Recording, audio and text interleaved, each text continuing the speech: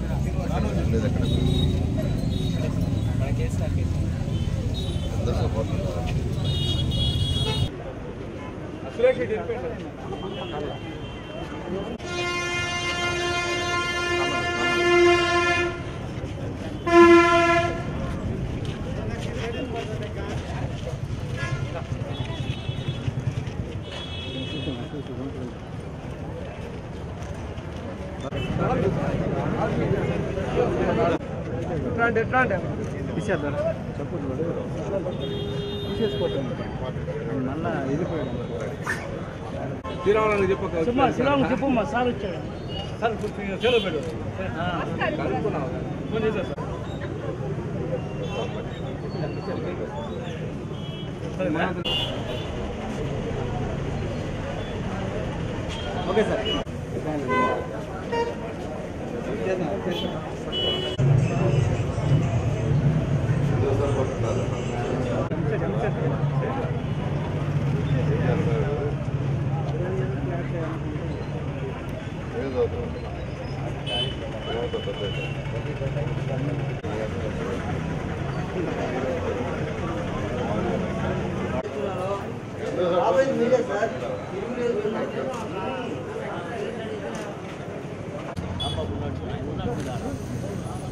Okay sir.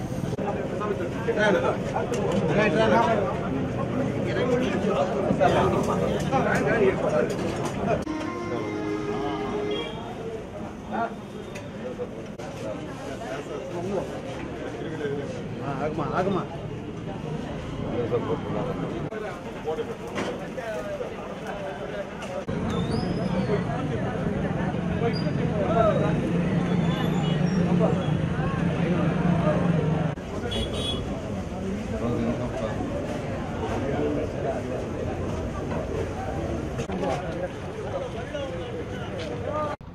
నాలుగు 5 ఈ 2 డివిజన్లు యాక్చువల్గా భవిష్యత్ గ్యారంటీ కార్యక్రమాన్ని ఈరోజు ప్రారంభించాం.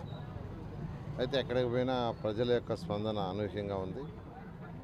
వాళ్ళు ఒకటే చెప్తున్నారు, అరాచక పాలనని తరివేయాలి, ప్రజాస్వామ్యం లేదు, ప్రజల చేత ఎన్నుకోబడిన నాయకులు ఎవరు ప్రజాస్వామ్యంగా ఇక్కడ పరిపాలన నెల్లూరులో లేదు, ఒక రౌడీజం తప్పితే, తర్వాత అదిరిచ్చి బెదిరించి ఇళ్ళు పగలగొట్టాలు, షాపులు పగలగొట్టాలు, అసలు ఒక వ్యాపారస్తుల్లో తెలియని ఒక భయం ఏర్పడిపోయింది. పాపం ఇంటర్నల్గా వాళ్ళకి తెలియని భయం.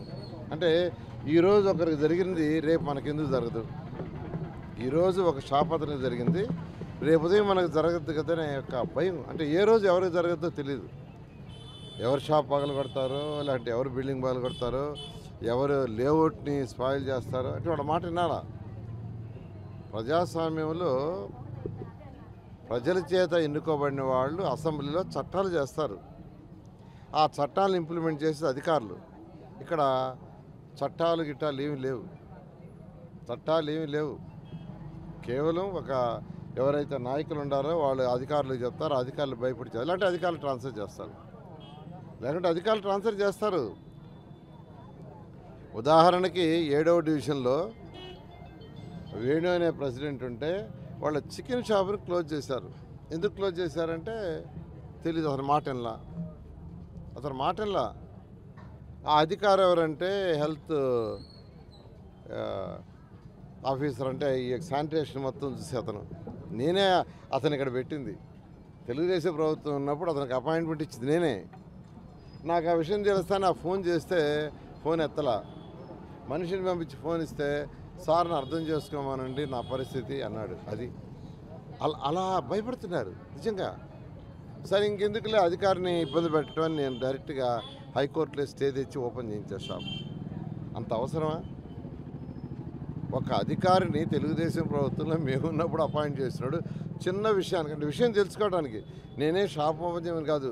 ఎందుకు క్లోజ్ చేశారా, కారణం ఏందయ్యా? నేను ఎందుకంటే పద్ధతిగా పోయేవాడిని. ఏ కారణంతో చేశారు, ఏ రీజన్తో చేశారు, అతను చేసిన తప్పేంది చెప్పమని అడగటానికి చేశా. కానీ అతను ఫోన్ ఎత్తిన భయపడ్డాడు. నేను పంపించా ఫోన్ ఎత్తలా. అర్థం చేసుకోమనంటే దయచేసి వాళ్ళ దండం పెట్టాడంట. ఇంకా నేను అర్థం చేసుకొని అధికారులు ఎప్పుడు ఇబ్బంది పెట్టకూడదు. నేను ఎప్పుడు ఇబ్బంది పెట్టాను. వర్క్ దగ్గర మాత్రం వర్క్ చేయటంలో ఏ అధికారిని నేను స్పేర్ చేయాల. మొన్న కూడా ఓటర్ వెరిఫికేషన్లో మున్సిపల్ కమిషనర్ కానీ ఇలాంటి కలెక్టర్ కానీ చాలా క్లియర్గా చెప్పా. నేను తేడా వస్తే ఊరుకోను. నేను ఖచ్చితంగా ఎలక్షన్ కమిషన్ ఆఫ్ ఇండియాకి రిపోర్ట్ చేస్తా, కోర్టుకు పోతా, కోర్టు ద్వారానే చేస్తాను. అయితే వాళ్ళు ఇప్పుడు చేస్తున్నారు. వాళ్ళు ఒకటే చెప్పారు, అంత అవసరం లేదు సార్, రియల్గా ఎక్కడైతే బిఎల్ఓలు పనిచేయటం లేదో ఓటర్ వెరిఫికేషన్లో అవి ఇవ్వండి, మేము చేస్తామన్నారు. నేనే స్వయంగా పోయి కొన్ని ఇచ్చొచ్చాను. అవి చేస్తున్నారు ప్రాసెస్. మళ్ళా కూడా ఇస్తే చేస్తామన్నారు. ఖచ్చితంగా అటువంటి అధికారులు నేను అప్రిషియేట్ చేస్తాను. నేను ఎవరిని అంటే ఏదో పొలిటికల్గా మేము తెలుగుదేశంలో ఉన్నాం, వాళ్ళు వైసీపీ వాళ్ళు అపాయింట్ చేశారు అధికారులు ఏముందండి, ఏ ప్రభుత్వం వస్తే ఆ ప్రభుత్వం వాళ్ళకి అనుకూలంగా పెట్టుకుంటారు. బట్ అధికారులు తప్పు కాదు, పైన నాయకులు తప్పు. ఖచ్చితంగా ఓటర్ వెరిఫికేషన్లో చాలా పర్ఫెక్షన్ వచ్చింది. ఇంకా రావాలి, ఇంకా 2-3 వేలు ఉన్నాయి. అవి కూడా మా బిఎల్ఏలు మా పార్టీ వాళ్ళందరూ కలిసి యాక్చువల్గా వాటి మీద టోటల్ ఫోకస్ చేశారు. ఖచ్చితంగా అవన్నీ చేసి పర్ఫెక్ట్గా చేస్తాం. మరొక విషయం, నిన్న తెలుగుదేశం పార్టీ అధినేత మరియు జనసేన పార్టీ అధినేత నిన్న డిక్లేర్ చేయడం జరిగింది 94 సీట్లు. ఈరోజు రాష్ట్రంలో ప్రతి ఒక్కరు చాలా అప్రిషియేట్ చేస్తున్నారు. ఎందుకంటే 94 సీట్లను ఒకేసారి తెలుగుదేశం ఎప్పుడు ప్రకటించలేదు, ఫస్ట్ టైం. వైసీపీ వాళ్ళు తెలుగుదేశంలో క్యాండిడేట్స్ లేరు, మేము చేసాం అంటున్నారు. వాళ్ళు ఏం చేశారు? ఏమి చేయలే. ఎవరెక్కడో కూడా ఇంతవరకు తెలీదు. అసలు పెట్టిన వాళ్ళు కూడా ఉంటారా, అలాంటి ఇంకొని మారుస్తారు. ప్రతి దగ్గర డిస్కషన్ ఏంటంటే పెట్టారు, ఇతను మారుస్తారంట. తెలుగుదేశం అలా కాదు. పెడితే చక్కగా మా యొక్క నాయకుడు నారా చంద్రబాబు నాయుడు గారు అనేక సర్వేలు చేయించుకొని ఎవరైతే గెలుస్తారో వాళ్ళని యాక్చువల్గా ఇచ్చారు. ఎవరిని మార్చేది ఉండదు. నేను అందరిని రిక్వెస్ట్ చేస్తున్నా, నెల్లూరు సిటీ ప్రజలందరినీ. నిన్నటి వరకు నేను తెలుగుదేశం పార్టీకి ఓటేయండి అని రిక్వెస్ట్ చేస్తూ వచ్చాను. తెలుగుదేశం పార్టీకి, ఎందుకంటే నాయకుడు అఫీషియల్గా అనౌన్స్ చేయకుండా నాకు ఓటేయండి అని అడగటం కరెక్ట్ కాదనే ఉద్దేశంతో ఒక పద్ధతిగా పోవాలని తెలుగుదేశం పార్టీకి ఏమన్నాను. ఎందుకంటే జనసేన కూడా కలిసి ఉంది. టికెట్ ఎవరికి ఇస్తారనేది వాళ్ళు నిర్ణయించిన దాకా చెప్పకూడదని నేను చెప్పాను. ఈ రోజు నుంచి అందరినీ అప్పీల్ చేస్తున్నా, మీ టీవీ మీడియా తరఫున తెలుగుదేశం పార్టీలో నెల్లూరు సిటీ నుంచి నేను కంటెస్ట్ చేస్తున్నా. అందరూ దయవించి తెలుగుదేశం పార్టీ నాకు ఓటేసి గెలిపించాల్సిందిగా రిక్వెస్ట్ చేస్తాను. Thank you. ఉంటుంది నెల్లూరులో బహిరంగ సభ ఉంటుంది, త్వరలో డేట్ చెప్తాం. 4వ డివిజన్కు సంబంధించి శ్రీనివాస్ నగర్ ఏరియాలో ఈరోజు మన తెలుగుదేశం పార్టీ అభ్యర్థి పొంగూరు నారాయణ గారు ఈరోజు ప్రజల వద్దకు వెళ్ళి ప్రతి ఒక్కరిని కూడా ఆప్యాయంగా పలకరించి వాళ్ళ సాధక బాధకులు కూడా అన్నీ వింటూ వాళ్ళకి ఏ సమస్యలు ఉన్నాయని కూడా ఒక పిఎన్ పెట్టుకొని వాళ్ళని నోట్ చేసుకొని రేపు గవర్నమెంట్ ఫామ్ చేయంగానే నారాయణ సార్ ఎమ్మెల్యేగా మంచి మెజార్టీతో గెలవబోతున్నారు. అలాగే మంచి శాఖలో మంత్రిగా ప్రమాణ స్వీకారం చేయబోతున్నారు. చేసిన వెంటనే కూడా ఎవరికైతే ఏ హామీలు అయితే ఇచ్చారో పేదలకి ఎవరికైతే ఇళ్ళు లేవో ఇళ్ళు అందరికీ ఇస్తారని చెప్పారు. అలాగే అండర్ గ్రౌండ్ డ్రైనేజ్ పూర్తి చేయడం కానీ ఏవైతే ఆగిపోయినా ఈ దరిద్రపు జగన్మోహన్ రెడ్డి గవర్నమెంట్లో ఏ పథకాలు అయితే ఆగిపోయినాయో అవన్నీ కూడా నారాయణ సార్ అవన్నీ కూడా సాధించేదానికి కృషి చేస్తానని చెప్పి ప్రజలందరూ కూడా హామీ ఇవ్వడం జరుగుతుంది.